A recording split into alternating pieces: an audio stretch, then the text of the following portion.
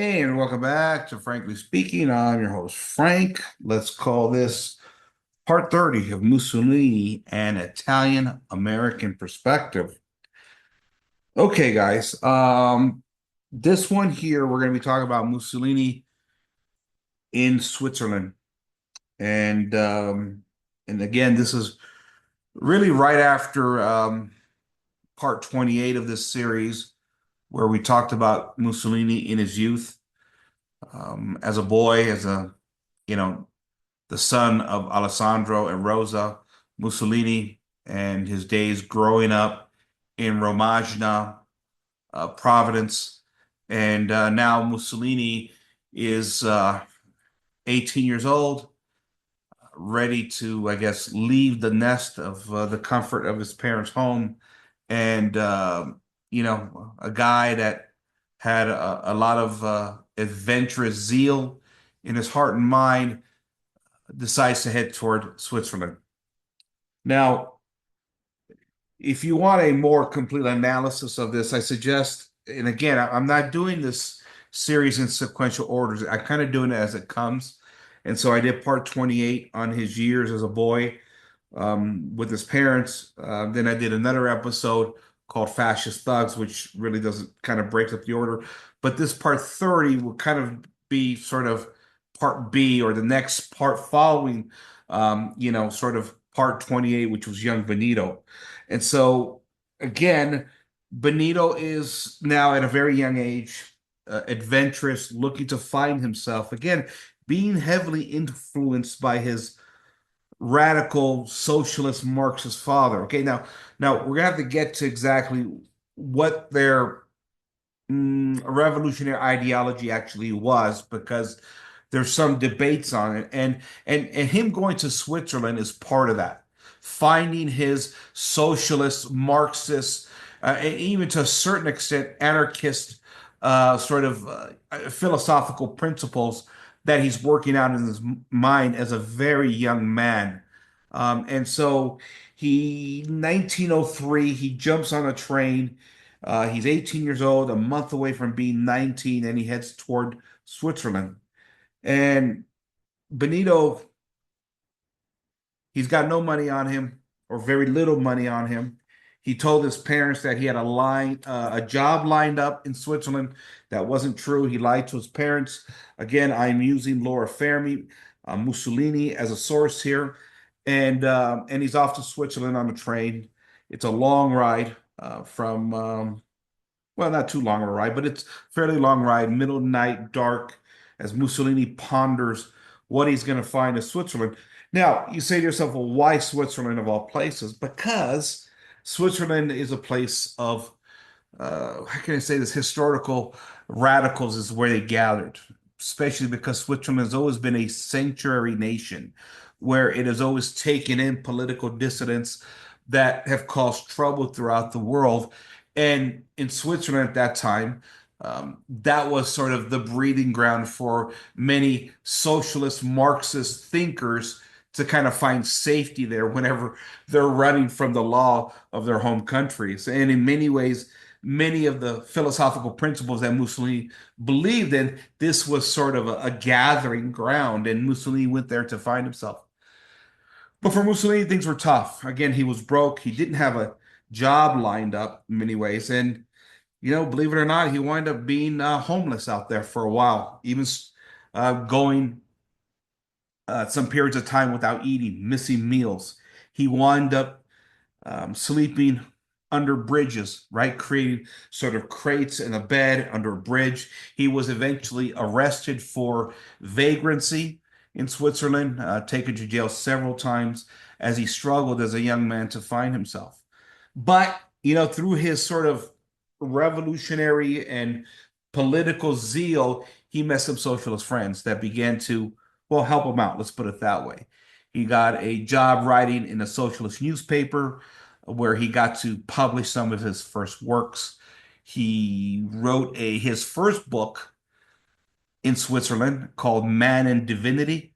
It was a book where he actually basically lambasted the idea of religion, particularly the Catholic religion, basically saying that the soul is not a principle of the divinity. Rather, the soul is the brain, right? Anything to diminish the idea of religion, the role of religion, very anti-clerical. He debated evangelical pastors there on the existence of God, and everything that he wrote in Man and Divinity was an attack against Catholicism and really Christianity as a whole.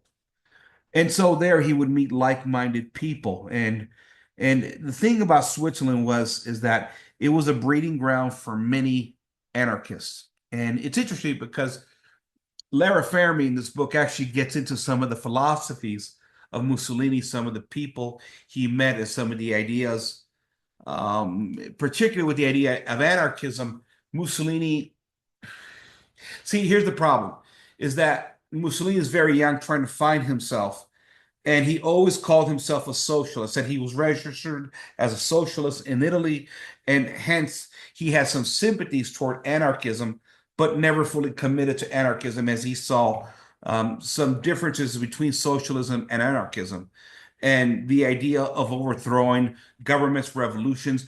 Remember, Mussolini was only not only very anti-religion, anti-Catholic Church in his youth, he was also very anti-monarchical, distrusted all political systems, distrusted the nobility, distrusted democracy, distrusted all these systems, and in many ways, sort of that political zeal and that revolutionary appeal that began in his home in Romagna with his father, Alessandro, who was a socialist revolutionary himself. Really young Benito took a hold of that. But he was young, inexperienced, and somewhat ignorant. And he needed these ideas sort of to come to full flowering, full fruition. And I think that's what matters in the trip to Switzerland in order to, again, associate with these like-minded people, and like-minded people he did find. And Mussolini spent several years, couple years in Switzerland, meeting several key figures there. Now, what is interesting is Lenin wound up in Switzerland at one point as well, too, in that time period. Now, according to Lara Fermi, she says that there's no evidence that Mussolini and Lenin ever met. Now, I thought I did read somewhere else, and I got to research this, that Mussolini and Lenin did know each other. And so that's fascinating because again, all those revolutionaries wound up in Switzerland at one point or another. But as Mussolini begins to become a political agitator, there's a problem that the Swiss government has because Mussolini now is writing. He's very well versed in public speaking. He has radical ideas. His name is starting to grow, not only in Switzerland, but also back in Italy. He's becoming a popular figure in those, 2 years. Because the thing with Mussolini was he was driven by politics. And so, in his writings and be sort of pushed by other socialist revolutionaries that saw a potential in Mussolini, his name became big. But the problem for the Swiss government was they needed to control these socialist, Marxist, anarchist, revolutionary guys in their country, but at the same time they had a contradiction. They were a sanctuary nation, a sanctuary state, where they gave lodging or a home to a lot of these revolutionaries that were escaping from, I guess, the law, you could say, of their home countries. And so when the draft came up, as was required by Italian law in Italy, Mussolini never went back. Mussolini was effectively, at that time, in his youth, a draft dodger, and going back to Italy would have been punishable by crime. But when these anarchistic tendency arose and these political revolutions began to happen, the Swiss government needed to tamp these things down, but they had this contradiction because they took pride in the fact that they were a sanctuary nation. They took Mussolini back to the border, but they quite didn't force him over the border because in doing that, they would contradict this proud notion of being a sanctuary city by effectively handing a political dissident over to a government that was looking to arrest Benito Mussolini. So every time he was imprisoned, sent back to the Italian border. Back Mussolini would come right away because of this contradiction in the Swiss system. And it's fascinating, because this is where Mussolini, again, is finding himself. It is the beginning of his socialist political career. He struggled in many ways in Switzerland, right? As I mentioned earlier, he showed up there without any money. He tried manual labor for a very short period of time. It didn't work out for him. Apparently, Benito didn't like manual labor a whole lot. Now, that's fascinating to me because he did come from a family whose father was a blacksmith. And so manual labor is kind of in his blood. Later on, Mussolini would boast, right, as the leader of Italy after he would become the dictator, the leader of Italy, the Il Duce. He would boast how he would relate to sort of the proletariat class and the working class because he came from a working class. Now, there's sort of a contradiction in this book, and again, Laura Fermi, she wrote this book in 1961, and so we've gotten a whole lot more information since then. But it's interesting because she tries to diminish the character of Mussolini in this, and maybe rightfully so. I don't know. I'm just throwing that out there. In that there was this apprehension about manual labor, and yet this contradiction comes later on as we read in Raquel Mussolini's biography on Benito that Mussolini always took pride in his proletariat roots.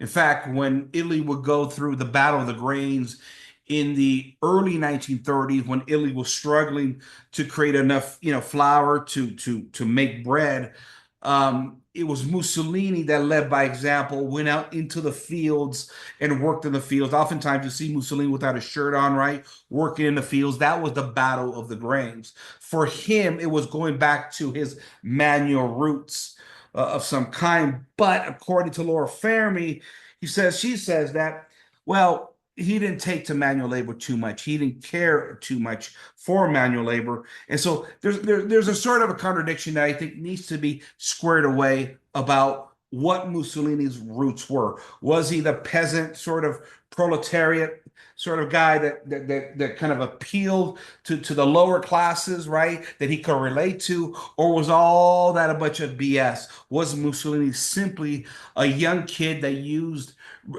politics for power to escape the hard life in many respects, like many politicians do, because you can be charismatic, and as long as you convince people to give you power in one capacity or another, you avoid the hard life or of the peasant class that he came from, because that's what Romagna was, right? Romagna was a very lower class province in Italy where people struggled. Socialism grew strong there as a way to appeal to the peasant class in Romagna. And so there's this kind of debate that I see, at least now, between Mussolini about his identity and relating back to the peasant class. Laura Fermi clearly, I think, is making the case in this book that he used the appeal of his peasant class to use it as sort of political power when he wanted nothing to do with that. Yet when we read others like I said, Raquel Mussolini, and I believe even Nicholas Farrell appeals to this in his book Mussolini: A New Life. Mussolini embraced it, his sort of his peasant past, and simply lived it the rest of his life. It was almost something of a great pride for Mussolini. And I'll give you an example, right? 1936, right? Eh, Italy had just won the war in Ethiopia. Mussolini was sitting on top of the world in many respects, respected by many leaders, many nations across the world. And it was Raquel that was urging Mussolini to resign at this point. What's more to accomplish? He put Italy back on the map. It went from a dysfunctional nation to a pretty good world power at that point in history. And and he came home one day after his meeting with the king, which, of course, was King Emmanuel, Victoria Emmanuel, that is. And he had told Raquel that the king had offered him the title of a prince. and Mussolini had declined it. Well, and then the king said, "Well, how about a dukedom, right? Be a duke at least." See, and he declined that as well. And one of the things that Raquel said in his biography was that at that point, Mussolini had embraced the idea that he came from a peasant class. He said, "A Mussolini, I was born without name, and a Mussolini without a title, I will go to my grave." And so this is something very real to Raquel. Again, we could talk about the biases of his wife, but again, it's almost contradictory here with two different books about who Mussolini was, what did he embrace, right? Because what Laura Fermi actually argues in this is that Mussolini's zeal for politics was an attempt for him to avoid not only manual labor, right, and to have, I guess, political power, but it was revealed through a friend of Mussolini's in Switzerland. Her name was, what was her name? Angelica Balanoff or something like that. I may be pronouncing that, who later on would write a book about her friendship with Mussolini, right? Because they met uh, in Switzerland. It was kind of a, what do you call it? A teacher-student relationship. I don't believe it was romantic, at least Laura Fermi doesn't refer to this relationship as romantic, but really, Angelica came from a well-off family in Russia, I believe in the Ukraine region, and she rejected the wealth of her family, came down to Italy, registered as a socialist down there, and through sort of her own personal guilt complex of wealth and everything that Marxism was pushing in that region of the world, she wound up rejecting her sort of proletariat life, and she met Mussolini. Mussolini was able to open up to her, right? And then she would express some of the things that Mussolini really wouldn't tell anybody else, especially other men. He really confided in her, and she wrote about some of these things according to Laura Fermi in this book Mussolini, and I'll give you the link here before. But one of the things that Fermi argues, using Angelica Balanoff, I believe her name was, is that Mussolini's drive for politics was one to escape his identity of poverty, of being part of that proletariat class, right? He would confide in her the struggles that the Mussolini family had in their home of Romagna and sort of the shame that Mussolini had in that lifestyle and wanted to escape that peasant lifestyle for greater things in life, bigger things in life. And the zeal for politics was a part of that escape. And in many ways, it's argued that it wasn't necessarily a socialism based on sort of this, what do you want to call it? This idealism of helping the poor and the downtrodden society and to, sort of make equal all these injustices in society. No, it was about power for Mussolini. That's the argument in this book. Again, which is fascinating because we now have different points of view now on what Mussolini believed, what were the origins of his beliefs, and ultimately why he came to be. Now, I think what we have to consider here is that what Laura Fermi is saying may be true to a large extent. And that is Benito's very young at this point. Again, he's 18, 19, 20 years old at this point in time, and take into account what a 19-year-old, let's take that age, right? A medium age, what a 19-year-old believes, knows, and understands about life, right?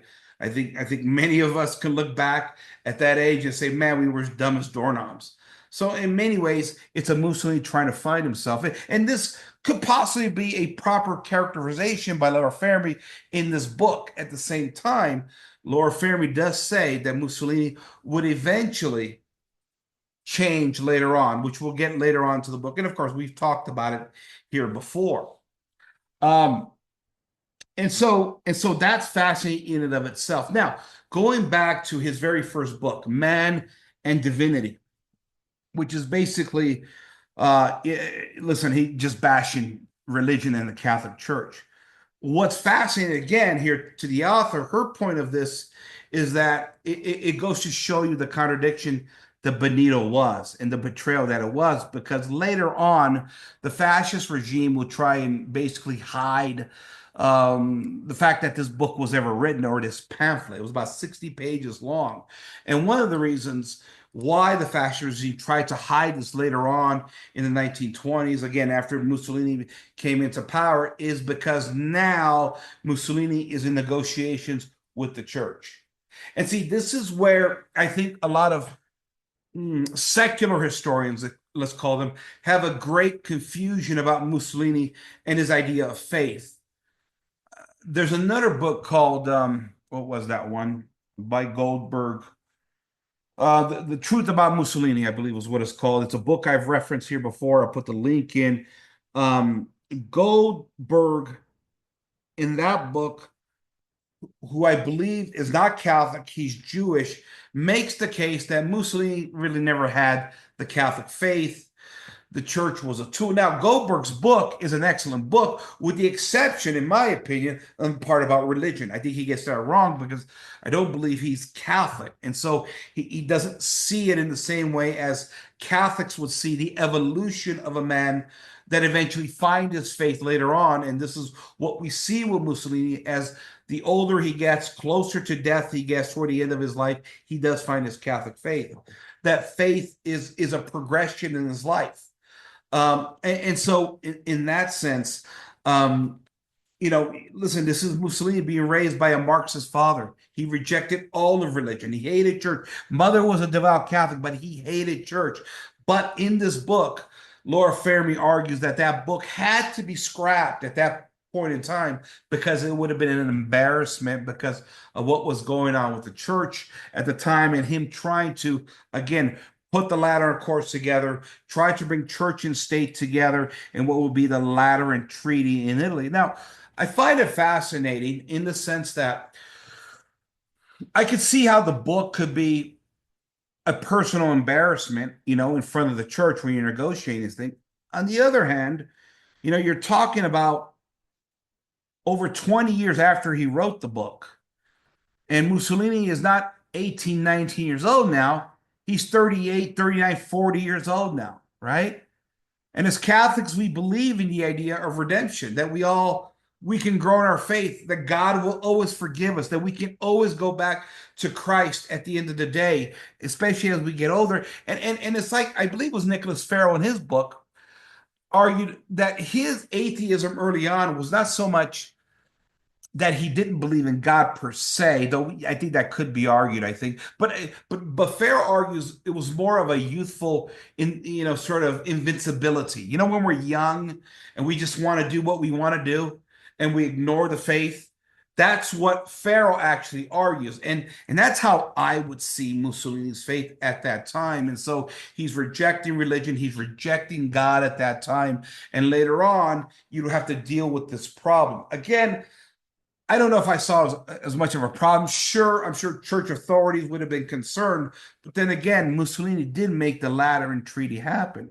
But again, in his young Marxist days, socialist days, he was, listen, he was rabidly anti-church. He was rabidly anti-clerical.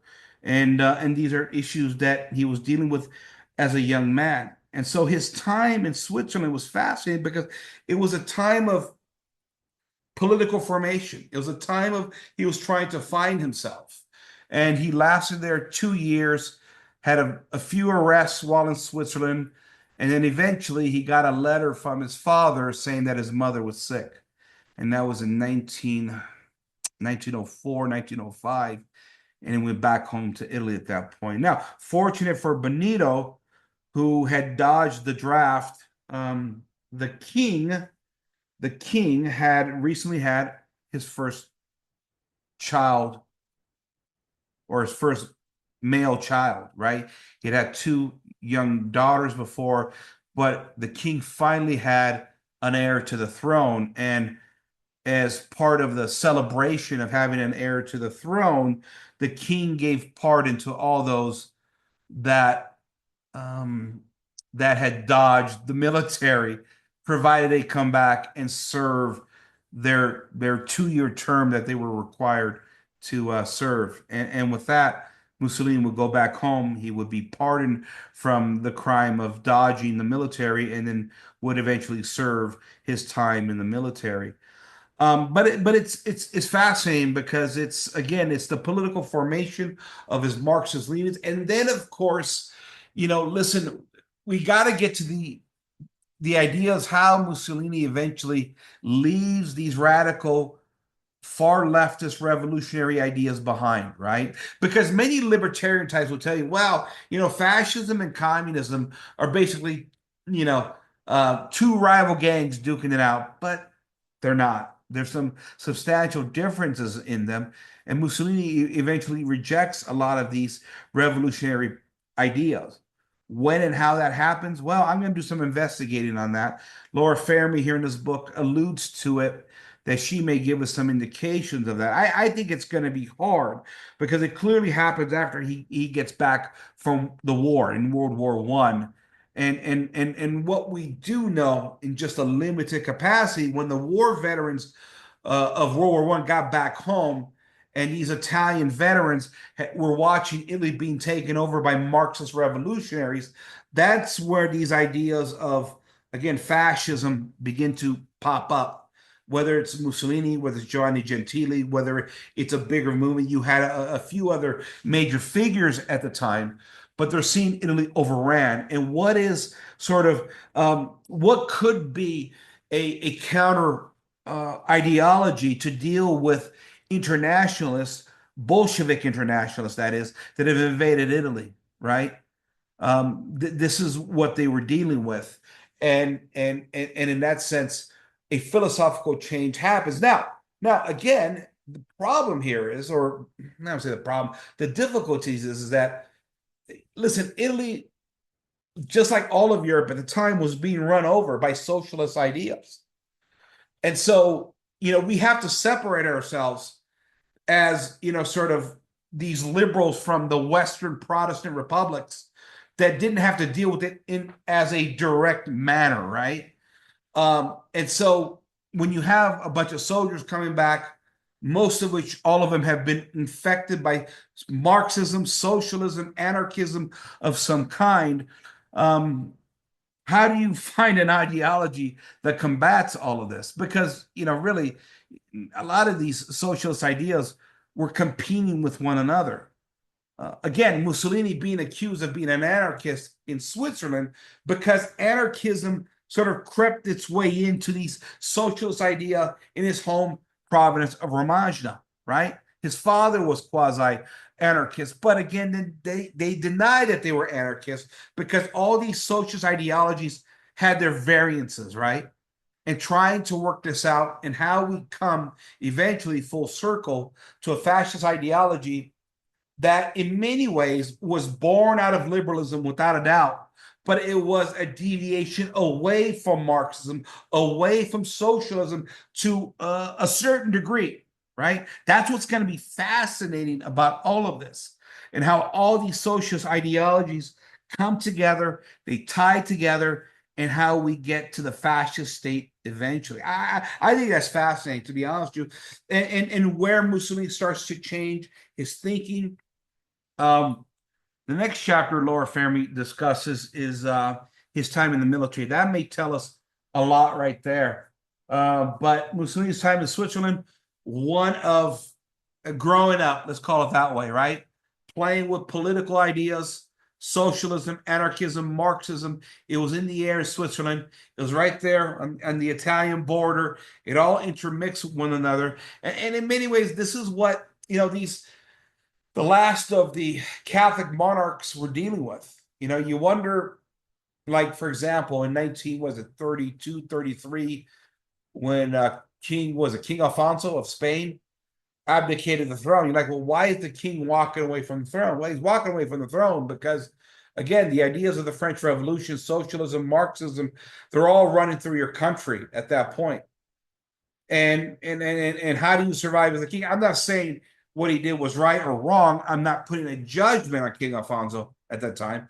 I'm just saying this is what was happening. The House of Savoy would turn to the fascists in order to try and get a control of this thing, right?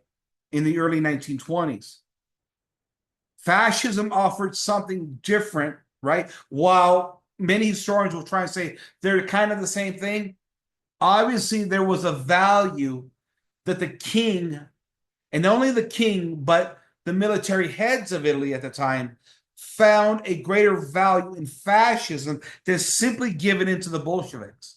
See, this is the dishonesty of history by a lot of historians that don't care to distinguish between a lot of these ideologies, because there's a certain arrogance that I believe comes from the Western liberal Protestant republics, that because it's not done their way, it's all the same. They're all a bunch of, kooky socialist Marxist kind of an idea. When in fact there was real battles going on and real ideas being exchanged in Italy at the time. And this is what we have to sort out. This is what I'm going to attempt to sort out. How we get to that point where fascism not only rises, but it has to take out those revolutionary ideas. And for Mussolini, boy, how far did he have to come full circle to reject a lot of the socialist ideas, not only that he believed in, but the socialist ideas that his father believed in. I mean, in many ways, his period in Switzerland was really a connection to his father, right? And at some point, he has to reject all of this. But again, young Mussolini, prone to revolution, prone to violence, prone to many arrests, prone to being an agitator, right? Prone to wanting to overthrow systems of justice and economics. I mean, he was, at least as a very young man, he was definitely revolutionary minded. A lot of things we see in many universities today, and in different parts of the world, that still support a lot of these Marxist ideologies over the world. But we're gonna see how Mussolini again grows and ages and advances in time and space to kind of shift and to see who he becomes, especially again, apart from the politics, his making peace with the church, which is fascinating. Again, Man and Destiny is a book they tried to scrub apparently, um, but it goes to show you how much it grew. I don't see it as a problem. I guess at the time in Italy it could have been a problem. Sure. I mean, it's like politics today. You write a document from, or find a document from 20 years ago that contradicts who you are. People are going to say, wait a minute, this guy's a liar. The fraud. Look what he said 20 years ago, right? I see it all the time in American politics. And in retrospect, because we see the full evolution, we have hindsight, we have that, that ability now, 80, 100 years later to say, okay, he really did change by the end of his life. At that time, they were wondering, is this guy a con artist, right? That document comes out. That's probably what the church and many of the prelates and the Pope are probably thinking, wait a minute, are we getting to bed with the guy that's really a Marxist? Because that's really why, at the end of the day, Mussolini rises to power, right? He was willing to fight the Marxists in the streets of Italy.